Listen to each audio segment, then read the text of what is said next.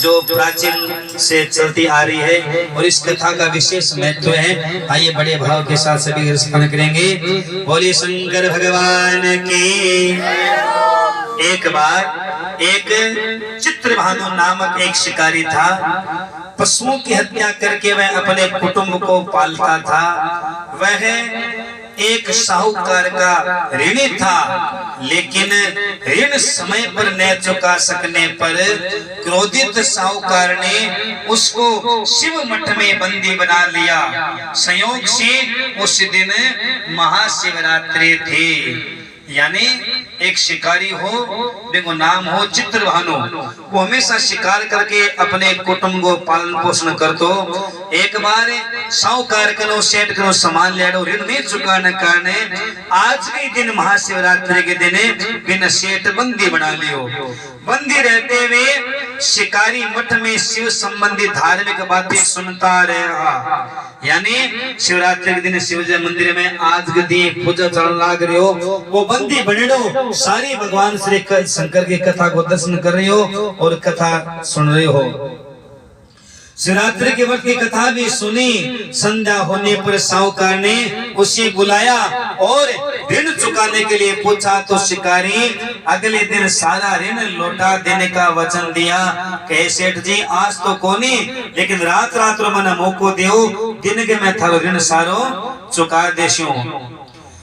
सेठ ने उस शिकारी की बात मान ली और उसे बंधन मुक्त कर दिया, छोड़ दिया।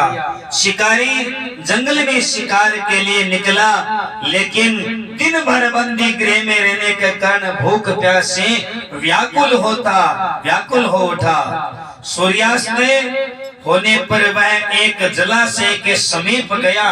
वहां एक घाट के किनारे एक पेड़ पर थोड़ा सा जल पीने के लिए लेकर उस पेड़ पे चढ़ गया, क्योंकि उसे पूरी उम्मीद थी कि कोई न कोई जानवर अपने प्यास बुझाने के लिए यहाँ जरूर आएगा।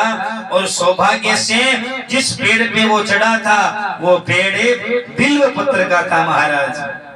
उसी पेड़ के नीचे संयोग से सौभाग्य से शिवलिंग भी था, जो सूखे बेल पत्रों से ढके होने के कारण दिखाई नहीं दे रहा था। शिकारी को उसका पता नहीं चला। भूख और प्यास से थका वो उसी पेड़ पर बैठ गया और मचान बना लिया। यानी पेड़ पर चढ़ने के लिए मचान बनाओ, बड़ी बड़ी छांगनी पत्ता छांग देना।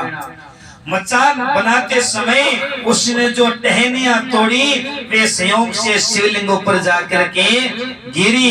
इस प्रकार दिन भर भूखे प्यासे शिकारी का व्रत भी हो गया और शिवलिंग पर बेलपत्र भी चढ़ गया।